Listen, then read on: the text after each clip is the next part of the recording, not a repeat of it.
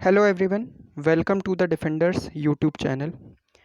आज के इस वीडियो में मैं डिस्कस करूंगा आप लोगों के साथ डीएसईयू का जो आपका एग्ज़ाम हुआ था 22 मार्च 2022 को।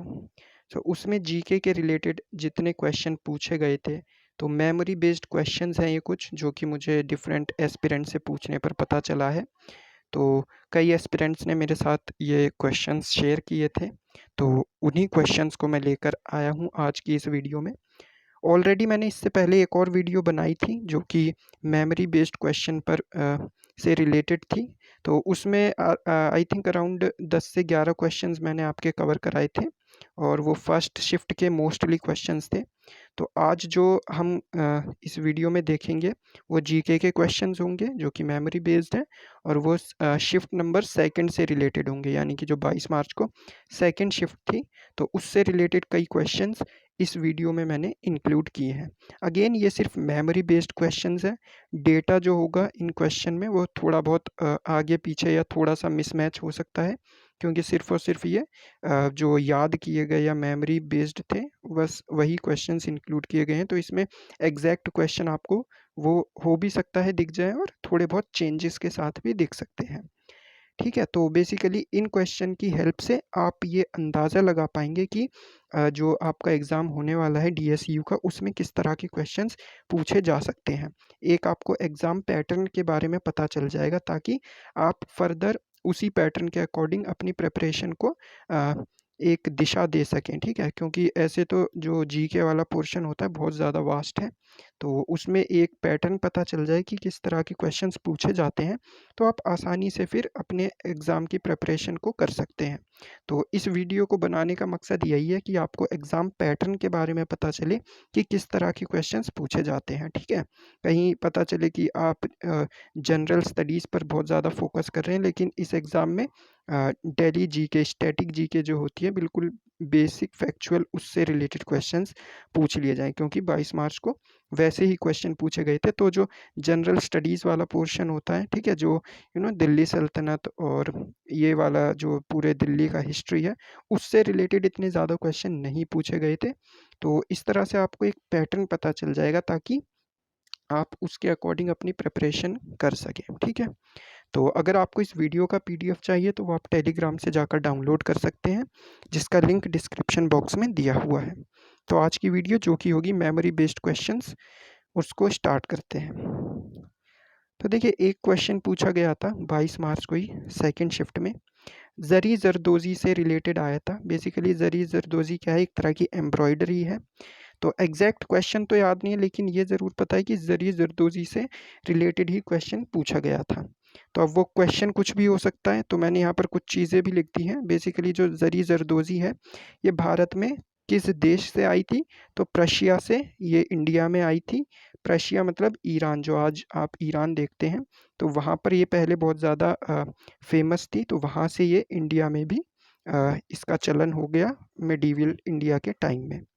वहीं ज़री का मतलब होता है गोल्ड और दोज़ी का मतलब होता है एम्ब्रॉयडरी, यानी कि जो कपड़ों पर कढ़ाई की जाती है, जो छोटे-छोटे आपने देखे होंगे जो नग और डायमंड्स जैसे होते हैं वो कपड़ों पर इस तरह से कढ़ाई की जाती है, तो उसको ज़री ज़रदोज़ी बोला जाता है।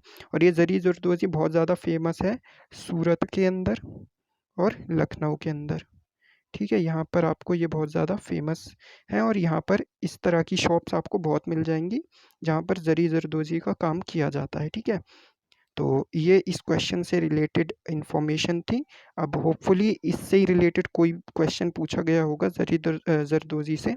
तो ये सारी चीज़ें जो कुछ इसमें पॉसिबिलिटी है वो मैंने आपको बता दिया है। ठीक है, तो हम चलते हैं अपने नेक्स्ट क्वेश्चन की ओर।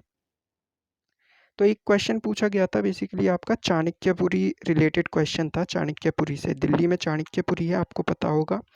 तो कुछ इस तरह का क्वेश्चन आया था कि जो डिप्लोमेटिक एनक्लेव हैं, यानी कि जो इंडिया के अंदर दिल्ली में जो एम्बेसीज़ हैं, जो बाहर देश के लोगों देशों की जो एम्बेसीज़ होती हैं, तो उनकी जो फैमिली होती है, एम्बेसडर्स जो होते हैं बाकी देशों के, तो उनकी जो फैमिली है वो दिल्ली में कौन सी जगह पर रहती है, इस तरह का क्वेश्चन था कुछ। तो इसका जो करेक्ट आंसर है वो चाणक्यपुरी होगा, यानी कि जो डिप्लोमेटिक एनक्लेव होते हैं ना, एम्बेसीज़ जो होती हैं, तो उनके जो डिप्लोमेट्स होते हैं, तो उनके लिए अलग से एन्क्लेव होता है, अपार्टमेंट होता है रहने के लिए। तो वो जगह कहाँ पर है दिल्ली में जहाँ पर ये सभी लोग रहते हैं? तो ये पूछा गया था, उसमें ऑप्शन में दिया हुआ था चाणक्यपुरी। तो इसका जो करेक्ट आंसर होगा वो होगा आपका चाणक्यपुरी, ठीक है? अब चाणक्यपुरी कहाँ पर पड़ता है? तो ये आपको पता होना चाहिए, जो आपका न्यू दिल्ली डिस्ट्रिक्ट है, न्यू दिल्ली डिस्ट्रिक्ट का एक सब डिवीज़न है ये, ठीक है? न्यू दिल्ली डिस्ट्रिक्ट का क्या है? एक सब डिवीज़न है चाणक्यपुरी। देन एक क्वेश्चन आया था आपका अंडरग्राउंड मार्केट से रिलेटेड। तो दिल्ली में जो सबसे फेमस अंडरग्राउंड मार्केट है वो कौन सी है? इस तरह का क्वेश्चन पूछा गया था सेकंड शिफ्ट में। तो इसका जो करेक्ट आंसर है वो है पालिका बाज़ार। ये न्यू दिल्ली में आपको कनॉट प्लेस के पास देखने को मिल जाएगा। काफ़ी फेमस ये मार्केट है जो कि अंडरग्राउंड है, और तो इसका जो करेक्ट आंसर है पालिका बाज़ार है। इसी तरह का क्वेश्चन आया था कि इनमें से कौन सी अंडरग्राउंड मार्केट है जो कि दिल्ली में इस्टेब्लिश्ड है। तो इस तरह का क्वेश्चन था, तो इसका जो करेक्ट आंसर था वो था पालिका बाज़ार। और ये कहाँ पर इस्टेब्लिश्ड है? तो न्यू दिल्ली में कनॉट प्लेस के पास। देन एक क्वेश्चन आया था आपका रोशनारा पार्क से रिलेटेड। बेसिकली इससे पूछा गया था कि रोशनारा पार्क जो है ये कौन से आर्किटेक्चर से रिलेटेड है, मतलब कि जो इसका डिज़ाइन है वो कौन से आर्किटेक्चर डिज़ाइन से लिया गया है। तो इसका जो करेक्ट आंसर था वो था आपका मुगल आर्किटेक्चर से, क्योंकि मुगल्स टाइम में ही ये रोशनारा पार्क को बनाया गया था, ठीक है? तो इसका डिज़ाइन किससे रिलेटेड है? मुगल आर्किटेक्चर से ये पूछा गया था। अब रोशनारा पार्क है तो इसके बारे में थोड़ा सा जान लेते हैं। तो Roshanara garden is Mughal era garden, ठीक है? मुगल टाइम का ये गार्डन है, बिल्ट बाय रोशनारा बेगम। रोशनारा बेगम ने इसे बनवाया था। The second daughter of the Mughal emperor Shahjahan. तो रोशनारा बेगम कौन थी? शाहजहाँ की दूसरी बेगम थी। इन्होंने ये रोशनारा पार्क बनाया था। और ये कहाँ पर सिचुएटेड है, कहाँ पर लोकेटेड है? So it is situated in Shakti Nagar near Kamla Nagar clock tower and north campus of university of Delhi. तो इसकी लोकेशन भी मैंने बता दी है। तो इस तरह का क्वेश्चन आपसे पूछा गया था। ये सारे के सारे क्वेश्चन बिल्कुल फैक्चुअल हैं, डेटा बेस्ड हैं, और आपको जनरल स्टडीज़ वाले जो क्वेश्चंस होते हैं ना, जो बेसिकली एसएससी में पूछे जाते हैं, उस तरह के क्वेश्चन इस एग्ज़ाम में नहीं पूछे गए थे। तो आपको उस तरह के क्वेश्चंस की प्रैक्टिस भी नहीं करनी है, ठीक है? जो क्वेश्चंस पूछे जा रहे हैं सिर्फ उसी तरह की क्वेश्चन की आपको ज़्यादा से ज़्यादा प्रैक्टिस करनी है, और इस तरह के क्वेश्चन मैंने अपनी वीडियोज़ में कराए हुए हैं, तो आप वहाँ से वो वीडियोज़ की हेल्प से आप अपनी तैयारी कर सकते हैं। एक क्वेश्चन आया था the foundation of India gate. तो इंडिया गेट की फाउंडेशन के बारे में क्वेश्चन था। तो अगर डेट, ये एग्जैक्ट क्वेश्चन याद नहीं है कि ये डेट पूछी गई थी या इसकी जो फाउंडेशन थी वो किसके द्वारा की गई थी, तो मैंने दोनों चीज़ें लिख दी हैं। तो इंडिया गेट की जो फाउंडेशन थी वो 10 फरवरी 1921 को स्टार्ट हुआ था फाउंडेशन। और बाकी अगर पूछते हैं कि किसने इसका इनॉग्रेशन कराया था, तो by British royal Duke of cannot during his India visit. तो इसकी फाउंडेशन किसने रखी थी? ब्रिटिश रॉयल थे एक ड्यूक ऑफ कैनॉट, जिन्होंने अपनी विजिट के दौरान 10 फरवरी 1921 को इंडिया गेट की फाउंडेशन रखी थी, ठीक है? तो ये दोनों चीज़ों में से कुछ भी पूछा गया हो, मैंने दोनों चीज़ें आपको बता दी हैं। चाहे तो डेट पूछी गई हो या फिर किसने फाउंडेशन रखी थी ये पूछा गया हो, तो दोनों चीज़ें मैंने आपको बता दी हैं। देन एक क्वेश्चन था इकोनॉमी से रिलेटेड। उसमें पूछा गया था कि highest working population in which sector, यानी कि दिल्ली में जो पॉपुलेशन है सबसे ज़्यादा पॉपुलेशन कौन से सेक्टर में लगी हुई है, यानी कि कौन सा सेक्टर है दिल्ली के अंदर जिसमें सबसे ज़्यादा लोग कार्यरत हैं। तो इसका जो करेक्ट आंसर है वो टर्शरी सेक्टर, यानी कि टर्शरी सेक्टर में दिल्ली में सबसे ज़्यादा लोग कार्यरत हैं, यहाँ पर वर्क करते हैं। उसके बाद आता है सेकेंडरी सेक्टर, और देन फाइनली आता है प्राइमरी सेक्टर। तो प्राइमरी सेक्टर यानी कि जो एग्रीकल्चर वाला आपका क्षेत्र होता है, यहाँ पर दिल्ली में बहुत ही कम होती है, इसीलिए सबसे कम है। और सबसे ज़्यादा लोग हैं सर्विस सेक्टर में, जिसको टर्शरी सेक्टर भी बोलते हैं। अच्छा, अब आपको कमेंट सेक्शन में बताना है इनका सभी का परसेंटेज। ये मैंने अपनी एक वीडियो में एक क्वेश्चन में बताया था आपको, तो आपको इन सभी का परसेंटेज बताना है।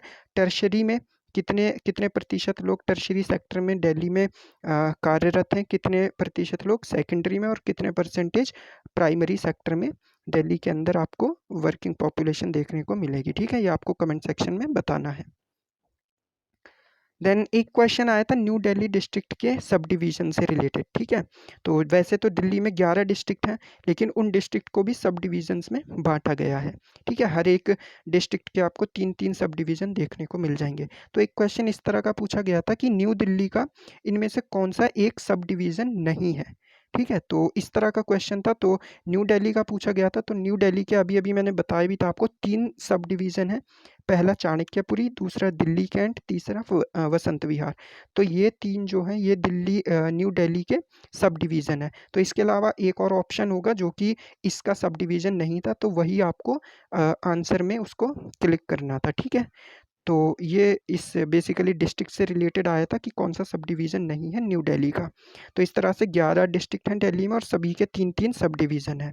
तो मैं सोच रहा हूँ कि एक वीडियो आपकी इससे रिलेटेड भी बना दूँ जिसमें डिस्ट्रिक्ट और उनके सभी के सब डिवीज़न के बारे में बताया गया हो। तो अगर आपको इस तरह की वीडियो चाहिए तो ज़रूर कमेंट सेक्शन में आप बता देना।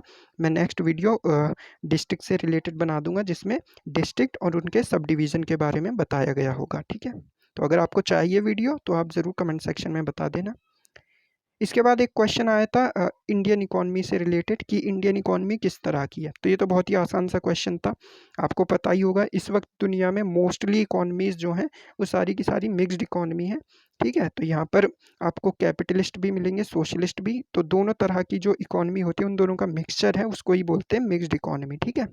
तो ये क्वेश्चन पूछा गया था इकोनॉमी से रिलेटेड। देन एक क्वेश्चन आया था आपका लाइफ एक्सपेक्टेंसी इंडेक्स और रैंक ऑफ दिल्ली, यानी कि दिल्ली की लाइफ एक्सपेक्टेंसी इंडेक्स में क्या रैंक है, वो रैंक आपसे पूछी गई थी। तो देखिए ये रैंक जो है जो नंबर 1 पर है वो है केरला 77.3 पॉइंट के साथ। वहीं दिल्ली की जो रैंक थी वो थी दूसरी 74.7 के साथ। वहीं जम्मू कश्मीर की रैंक थी थर्ड 74.1। तो ये लाइफ एक्सपेक्टेंसी है, यानी कि कितने साल कोई पर्सन जीता है, यानी कि उसकी उम्र कितनी रहती है लगभग-लगभग। तो ये रैंक के बेसिस पर बताया गया था, सबसे ज़्यादा केरला में, देन उसके बाद दिल्ली में, उसके बाद जम्मू एंड कश्मीर में। तो दिल्ली का रैंक पूछा गया था, तो इसका आंसर क्या था 2, यानी कि दिल्ली की जो रैंक है लाइफ एक्सपेक्टेंसी इंडेक्स में वो कितनी है, सेकंड। देन एक क्वेश्चन आया था आर्किटेक्ट ऑफ हुमायूंस टॉम्ब। तो ये मैंने पिछली ही वीडियो में आपको बताया था, जो मॉन्यूमेंट वाली वीडियो मैंने कराई थी आपको, दिल्ली के मॉन्यूमेंट। तो उसमें बताया था architect of Humayun's tomb, Humayun tomb के आर्किटेक्ट कौन थे। तो इसका जो करेक्ट आंसर था वो था मीरक मिर्ज़ा गियाथ, यानी कि इन्होंने ही हुमायूंस टॉम्ब को डिज़ाइन किया था। तो उनका नाम क्या था, मीरक मिर्ज़ा गियाथ। तो इस तरह के क्वेश्चन आपसे दोबारा भी पूछ सकता है डीएसयू, जैसे कि जो आपका लाल किला है, रेड फोर्ट है, उसके डिज़ाइनर या आर्किटेक्ट कौन है। तो इस तरह की सारी वीडियोस और सारे क्वेश्चन मैंने वीडियोस में कराए हुए हैं। तो अगर आपने नहीं देखा है तो प्लीज़ ज़रूर आप एक बार ही अच्छे से वीडियो को देख लें और अपने नोट्स अच्छे से बना लें। देन एक क्वेश्चन आया था आपका chairman of committee, okay so ये कमिटेड नहीं है, कमिटी होगा। Chairman of committee to shift India's capital from Calcutta to Delhi. तो चेयरमैन पूछा गया था बेसिकली जब 1911 में इंडिया के कैपिटल को कैलकाटा से दिल्ली में लाया जा रहा था, तो उसकी जो सिफारिश की थी एक कमेटी ने। तो उस कमेटी के हेड कौन थे, चेयरमैन कौन थे, वो आपको बताना है। तो देखिए जो चेयरमैन थे वो थे आपके किंग जॉर्ज द फिफ्थ।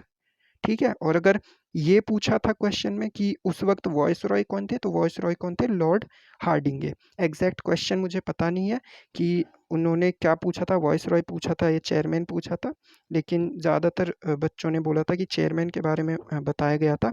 तो चेयरमैन थे आपके किंग जॉर्ज द फिफ्थ। और अगर वॉइस रॉय पूछते तो इस वक्त कौन थे, लॉर्ड हार्डिंगे 1911 में। और जब ऑफिशियली दिल्ली को इस्टेब्लिश्ड कर दिया था कैपिटल ऑफ इंडिया, वो कब हुआ था, 1931 में। और उस वक्त आपके वॉइसरॉय कौन कौन थे, तो वो थे लॉर्ड इरविन। ठीक है, ये भी आपको अच्छे से ध्यान रखना है, पिछली वीडियो में ही मैंने बताया था 13 फरवरी को ये किया गया था। ठीक है, 13 फरवरी 1931 को ऑफिशियली दिल्ली को कैपिटल बना लिया गया था इंडिया की। देन एक क्वेश्चन आया था पॉलिटी से रिलेटेड। इसमें पूछा गया था कि दिल्ली की जो काउंसिल ऑफ मिनिस्टर है उसकी मैक्सिमम स्ट्रेंथ क्या हो सकती है। तो देखिए जो आर्टिकल 239 ए है अपने कॉन्स्टिट्यूशन का, so according to article 239 double A maximum strength of ministers can not exceed 10% of legislative assembly seats. यानी कि दिल्ली में जितनी लेजिस्लेटिव असेंबली सीट्स हैं उसके 10% से ज़्यादा काउंसिल ऑफ मिनिस्टर्स नहीं हो सकते। तो दिल्ली में कितनी सीट्स हैं, 70 सीट्स हैं। 70 सीट्स का अगर 10% निकालेंगे तो कितना आएगा, ये आएगा आपका 7। इसका मतलब दिल्ली के अंदर मैक्सिमम स्ट्रेंथ कितनी हो सकती है काउंसिल ऑफ मिनिस्टर्स की, तो वो है 7। तो जो इसका करेक्ट आंसर है वो कितना है 7। तो अब आपको बताना है क्या आपको याद है 7 के 7 मिनिस्टर्स कौन हैं दिल्ली के जो कैबिनेट मिनिस्टर्स हैं? अगर आपको याद है तो उन 7 के 7 मिनिस्टर्स का नाम आपको कमेंट सेक्शन में बताना है। साथ में उनकी कॉन्स्टिट्यूएंसी भी लिखनी है कि वो किस कॉन्स्टिट्यूएंसी से रिलेटेड है, ठीक है? तो वो उन 7 मिनिस्टर्स के आपको नाम बताने हैं। वहीं एक क्वेश्चन आपका आया था 69th कॉन्स्टिट्यूशन अमेंडमेंट से। तो आपको पता ही होगा कि 69th कॉन्स्टिट्यूशन अमेंडमेंट के द्वारा ही दिल्ली को क्या बनाया गया था? एनसीटी ऑफ दिल्ली कहा गया था, यानी कि नेशनल कैपिटल ऑफ टेरिटरी, ठीक है? एनसीटी ऑफ दिल्ली बोला गया था 69th कॉन्स्टिट्यूशन अमेंडमेंट जो कि 1992 में किया गया था, ठीक है? तो एक क्वेश्चन इस अमेंडमेंट से रिलेटेड भी आया था। देन एक क्वेश्चन पूछा गया था नंबर ऑफ आंगनवाड़ी इन दिल्ली। तो अब एग्जैक्ट क्वेश्चन यही था या थोड़ा सा चेंज था, वो हो सकता है कुछ भी हो, लेकिन आंगनवाड़ी से रिलेटेड क्वेश्चन था। तो शायद ये पूछा गया था कि नंबर ऑफ आंगनवाड़ी इन दिल्ली, तो दिल्ली में कितनी आंगनवाड़ी है? सो ये है 10,758 टोटल मिलाकर इतनी आंगनवाड़ी दिल्ली में इस वक्त इस्टेब्लिश्ड है। फिर एक क्वेश्चन आपसे पूछा गया था वुमेन स्कीम असिस्टेंट्स, यानी कि वुमेन को एक एक असिस्टेंस दिया जाता है, एक छोटा-सा अमाउंट दिया जाता है एक स्कीम के थ्रू। तो उस स्कीम के थ्रू वुमेन को कितना अमाउंट दिया जाता है ये आपको बताना था। उसमें शायद ऑप्शन में कुछ 1500, 1000 और 2000, 3000 कुछ इस तरह से रुपए लिखे हुए थे। तो बेसिकली इससे रिलेटेड एक क्वेश्चन पूछा गया था कि women scheme assistance of RPS, यानी कि कितना असिस्टेंस यानी कि कितना अमाउंट दिया जाता है वुमेन को इस स्कीम के थ्रू। ठीक है, तो ये सारे क्वेश्चंस थे जो कि आपसे 22 मार्च वाले दिन सेकंड शिफ्ट और थर्ड शिफ्ट में बेसिकली पूछे गए थे। मोस्टली क्वेश्चन सेकंड शिफ्ट के ही हैं, ठीक है? तो वो सारे क्वेश्चन मैंने इसमें इंक्लूड किए हैं जीके से रिलेटेड। तो इसी तरह की वीडियो अगर आपको और भी चाहिए जिसमें मैथ्स और रीजनिंग के भी अगर आपको क्वेश्चन की वीडियो चाहिए कि कौन-कौन से क्वेश्चन पूछे गए थे, तो प्लीज़ कमेंट सेक्शन में ज़रूर बताइएगा, क्योंकि मेरे पास कुछ क्वेश्चन मैथ्स और रीजनिंग के भी हैं। हालाँकि ज़्यादा क्वेश्चन नहीं है, लेकिन कुछ क्वेश्चन हैं जो कि बच्चों ने बताए थे। और बेसिकली अगर आप चाहते हैं तो मैं उस पर भी वीडियो बना दूँगा कि कौन-कौन से क्वेश्चन 22 मार्च को पूछे गए थे मैथ्स में और रीजनिंग के अंदर। तो नेक्स्ट वीडियो हो सकता है मैं उस पर भी लेकर आ जाऊँ, ठीक है? तो अगर आपको इस वीडियो का पीडीएफ चाहिए तो वो आप टेलीग्राम से जाकर डाउनलोड कर सकते हैं। So thank you so much for watching this video.